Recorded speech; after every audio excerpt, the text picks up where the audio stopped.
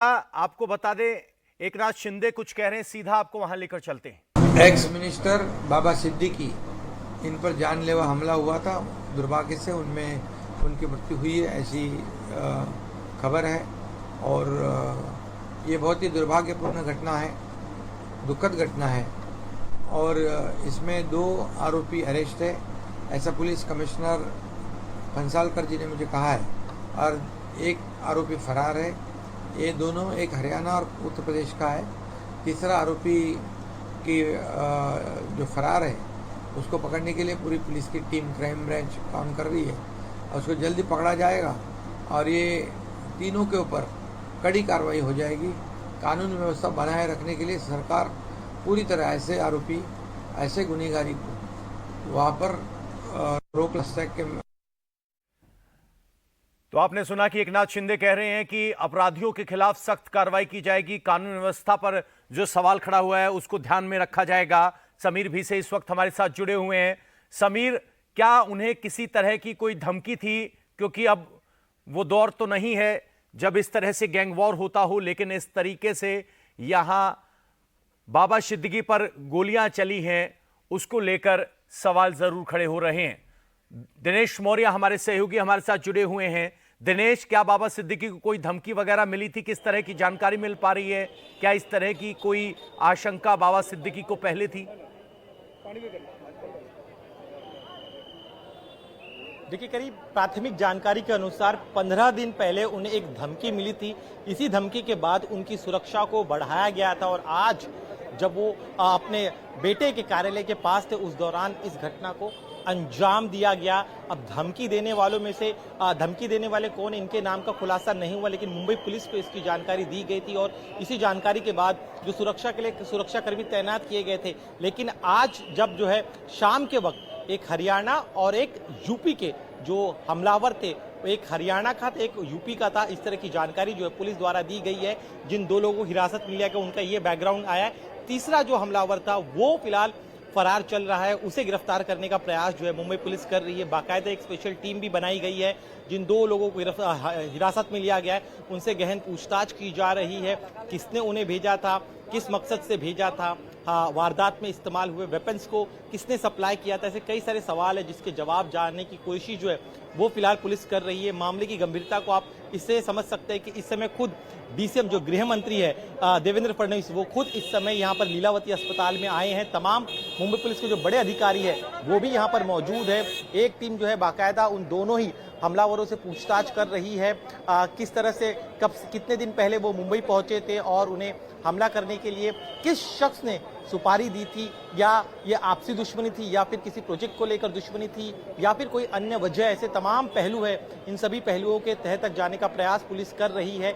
लगभग करीब 4 round fire किए गए थे, इस तरह की जानकारी जो है इनिशियल जानकारी सामने आ रही है। क्योंकि मामला काफी ज्यादा संवेदनशील है, इसलिए पुलिस की तरफ से अब तक कोई आधिकारिक बयान नहीं दिया गया है। लेकिन जो हमारे सूत्र बता रहे हैं कि हमलावर को खास तौर पे भेजा गया था और इसे हायर किया गया था हरियाणा से। जैसे हम कह रहे कि एक सवाल ये है कि सबके मन में ये सवाल है कि बाबा सिद्दीकी को हम एक राजनेता के तौर पर जानते हैं, किस तरह के उनके प्रोफेशनल रिश्ते रहे, किस तरह के प्रोफेशन में वो हैं, क्या व्यापार करते हैं, क्या उनका सोशल प्रोफाइल रहा है जिसकी वजह से वो इस तरीके से धमकियों के निशाने पड़ते हैं?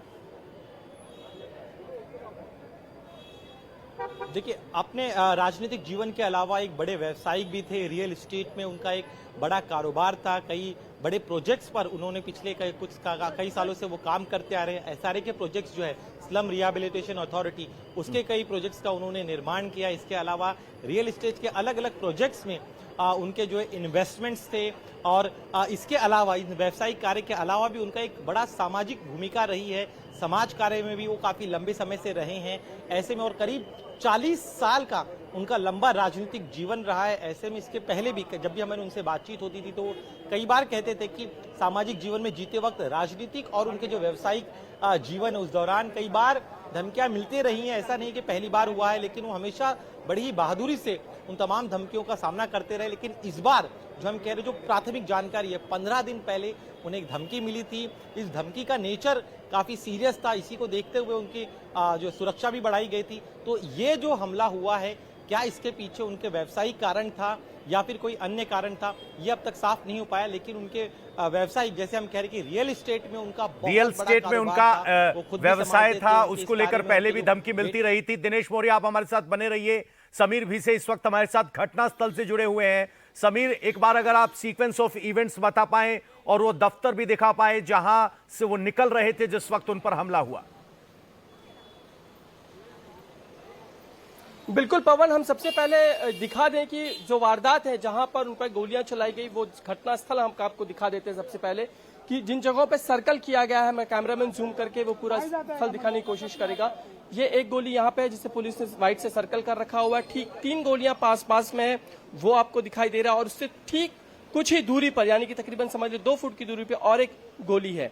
ये सीक्वेंस है कि पहली गोली एक यहाँ पे पड़ी हुई है, ठीक 3 गोलियां पास पास में, और 5वीं गोली वहां पर थोड़ी सी दूरी पर। ये घटना स्थल है। हम दिखा दें कि यहाँ पे इससे गाड़ियां जो है टेम्पोस लगे हुए थे जब यहाँ पे बाबा सिद्दीकी चलकर आए, उन पे हमलावरों ने गोलियां बरसाई। हम ये पूरा इलाका भी पवन अपने दर्शकों को दिखा देते हैं। उससे इस घटना स्थल से बिल्कुल थोड़ी ही दूरी पे, महज 10 कदम की दूरी पर हम अगर कह लें कि बाबा सिद्दीकी का दफ्तर है, जहां से वो निकले थे तकरीबन 9 से 9:15 बजे की, 9:15 से 9:30 बजे की ये पूरा का पूरा समय था जब वो निकले। हम ये फिर से दिखा दें कि पुलिस ने बैरिकेड करके रखा हुआ है और पूरी घेराबंदी कर रखी है ताकि कोई भी अंदर ना जा सके। और पूरी जो वारदात है उसको फॉरेंसिक के तरफ से भी, उसकी साइंटिफिक तरीके से उसको समझना होगा पुलिस को, इसलिए उसे पूरी तरह से बैरिकेड कर लिया है। ये इलाका हम आपको दिखा देते हैं। मैं कैमरामैन को कहूंगा कि वो पैन करके पूरा इलाका दिखा दें।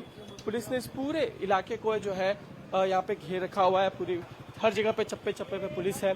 और जिशान सिद्दीकी का यही दफ्तर है जहां से वो निकले थे, बताया जा रहा है। यही पूरा इलाका है जहां से वो निकले। तकरीबन कुछ ही देर दूर चले थे जहां से बाद उनकी पर गोलियां बरसाई गई। समीर, एक सवाल यह है कि उस वक्त उनके साथ कितने सुरक्षाकर्मी तैनात थे और क्या पुलिस सुरक्षाकर्मियों की तरफ से भी कोई गोली चलाई गई या सीधे पकड़ लिया गया? किस तरीके से 2 हमलावर गिरफ्त में आए, उसकी कोई जानकारी अभी सामने आई हो? बिल्कुल, अभी जो है ये घटना अभी घटी है पवन, और पुलिस जो है पूरी तार जोड़ने की कोशिश कर रही है कि कितने बजे वो जो निकले हैं, तो उनके साथ साथ कौन कौन था, उन सभी की तफ्तीश इस वक्त जारी है ताकि पूरे घटनाक्रम को समझा जा सके कि ये पूर्व साजिश थी जिस तरीके से हमलावरों ने हमला किया है और उन पे गोलियां बरसाई गई हैं। उनके साथ कुछ कौन कौन से लोग थे, सुरक्षा रक्षक उस वक्त क्या कर रहे थे, क्योंकि उनके साथ प्राइवेट भी सिक्योरिटी होती है जो बताया जा रहा है। तो ऐसे में वो क्या कर रहे थे, वो गाफिल थे या उन्होंने अलर्ट रहते हुए उस वक्त बचाव का कुछ तरीका क्यों नहीं अपनाया? हम आपका कार्यालय दिखा रहे थे पवन, ये है उनका कार्यालय, जिशान का कार्यालय है। कुछ दिनों पहले यहाँ पे खुद अजीत दादा पवार भी आए थे जब इस पूरे इलाके में जब एक रैली निकाली गई थी। यही वो कार्यालय है जहां से बाबा सिद्दीकी निकले थे 9:15 से 9:30 बजे के आसपास। हम पूरा घटनाक्रम दिखा देते हैं यहाँ से चलते हुए, और कितना वक्त जो है एक आमतौर पर लग सकता है। यहाँ से महज पवन 10 से 12 कदम की दूरी है, मान ले कुछ ही पे ये घटना स्थल है जहाँ पे उनकी गाड़ी खड़ी थी और वो चलते हुए गए थे। और उसके बाद जो है अब ये कई तरीके से भी समझा जा सकता है, क्योंकि वो रियल एस्टेट में काम कर रहे थे। पॉलिटिकल उनका करियर जो है लगातार कांग्रेस हो या उसके बाद फिर उन्होंने एनसीपी से जुड़ने के बाद भी वो लगातार एक्टिव रहे हैं।